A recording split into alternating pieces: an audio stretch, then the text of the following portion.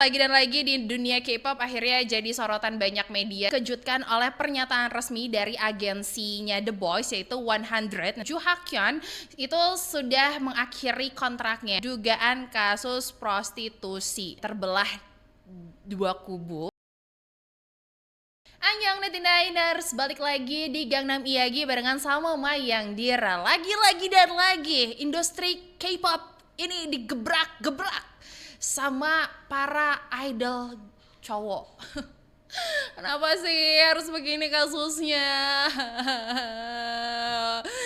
Oke, jadi lagi dan lagi di dunia K-pop akhirnya jadi sorotan banyak media 99ers, nggak cuma media Korea Selatan tapi media internasional sampai mungkin terdengar ke fans di Indonesia. Makanya hari ini Mayang mau ngebahas tentang salah satu idol cowok di Korea Selatan yaitu Joo Ha-kyun 99ers yang merupakan mantan anggota dari idol group The Boys. Itu dia.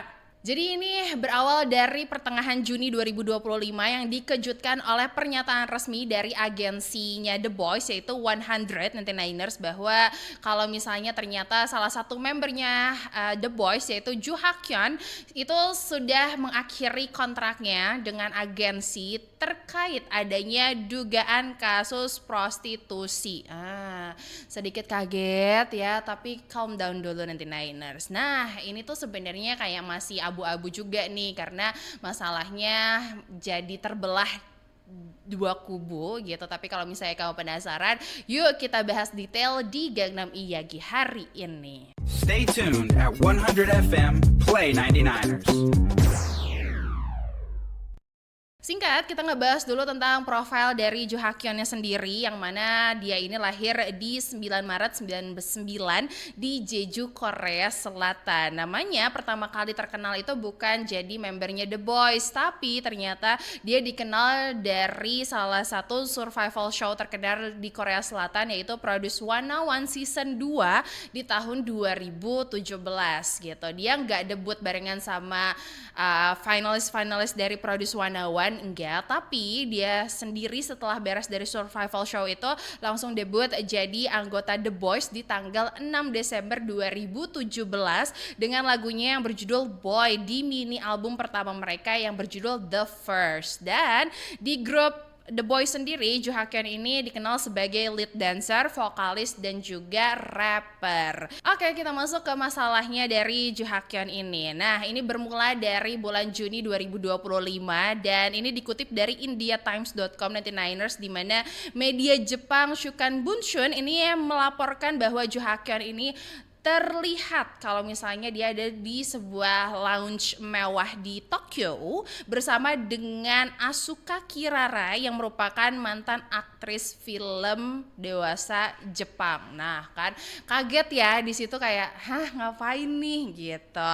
Nah, laporan tersebut juga menyebutkan bahwa keduanya berinteraksi mesra sampai dengan larut malam. Nah, makin dong banyak yang berspekulasi nih ngapain gitu, apakah ada project, tapi kayaknya nggak mungkin kalau ada project tapi cuman sendirian Joo Ha-kyunnya gitu kan, pasti ditemenin sama yang lainnya.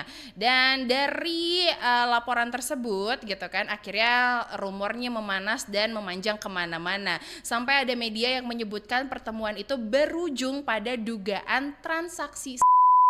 Bahkan sampai muncul laporan resmi ke kepolisian Korea Selatan terkait pelanggaran hukum prostitusi. Ini udah kompleks sih 99ers. Jadi kayak mungkin banyak spekulasi, terus banyak juga pikiran-pikiran gitu. Ini kenapa kok bisa sampai terjadi seperti ini, hubungannya apa dan lain hal sebagiannya.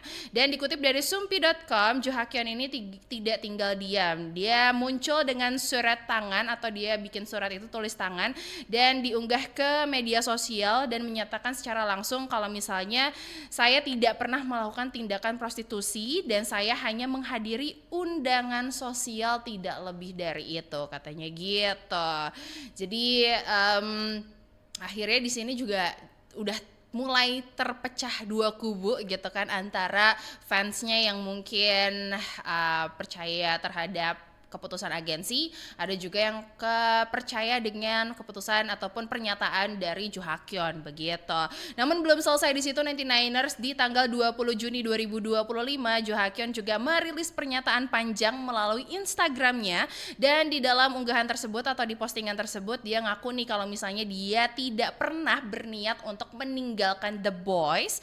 Pemutusan kontrak juga dilakukan sepihak oleh agensi, dan kini dia dihadapkan dengan tuntutan kompensasi dari agensinya The Boys, yaitu sebesar kurang lebih di 21,6 miliar rupiah. Jadi kayak ya mungkin posisinya Joo Ha-kyon juga bingung ya gitu nih, agensi kenapa memutuskan sepihak karena hal yang mungkin dia rasa dia tidak salah gitu, tapi di sisi lain ya agensi juga menganggap hal yang sudah dilakukan oleh Joo Ha-kyon itu salah begitu. Dan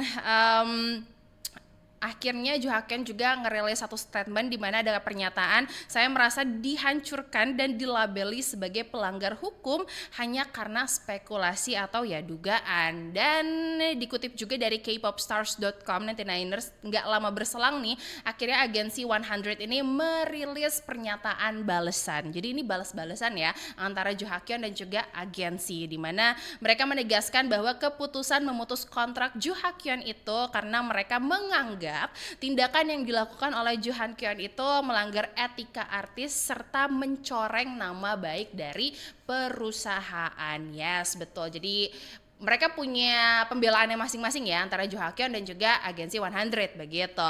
Agensi juga mengancam akan menempuh jalur hukum apabila Joo Ha-kyon terus menyebarkan informasi yang dianggap tidak benar begitu. Dan akhirnya publik dan juga netizen, mau K-Nets, mau netizen Indonesia, mau fansnya The Boys gitu, akhirnya terpecah nih gitu. Ada yang mendukung Joo Ha-kyon, terus ada juga yang mendukung dan juga mempertanyakan keputusan dari labelnya 100 gitu.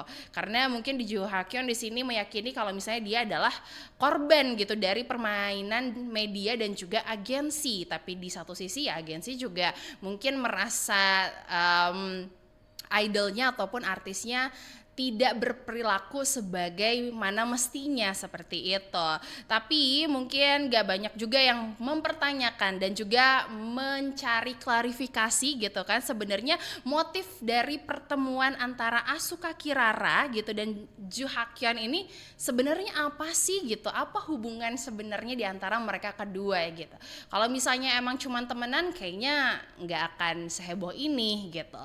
Terus kalau misalnya lebih dari itu ya apa lebih dari itunya. Nah, ini masih banyak spekulasi, masih banyak dugaan 99ers yang mungkin menjadikan terpecah belah dua kubu. Dan ini juga akhirnya timbul pertanyaan, apakah seorang Joo Ha-kyon ini akhirnya bisa membersihkan namanya dan kembali ke dunia hiburan Korea Selatan sebagai idol K-pop atau mungkin soloist, atau mungkin ini adalah akhir dari perjalanan karirnya Joo Ha-kyon. Tapi di satu sisi mungkin pada mempertanyakan juga sih yang paling banyak kita adalah hubungan antara Joo Ha-kyon dan juga Asuka Kirara, karena kalau misalnya mungkin hubungannya mereka udah diceritakan gitu kan, oh hubungan Joo Ha-kyon dan juga Asuka Kirara tuh ini loh, ya mungkin publik gitu ataupun mungkin kamu 99ers sudah bisa menilai gitu ya insiden yang terjadi ini tuh seperti apa begitu. Tapi balik lagi ini semua masih dugaan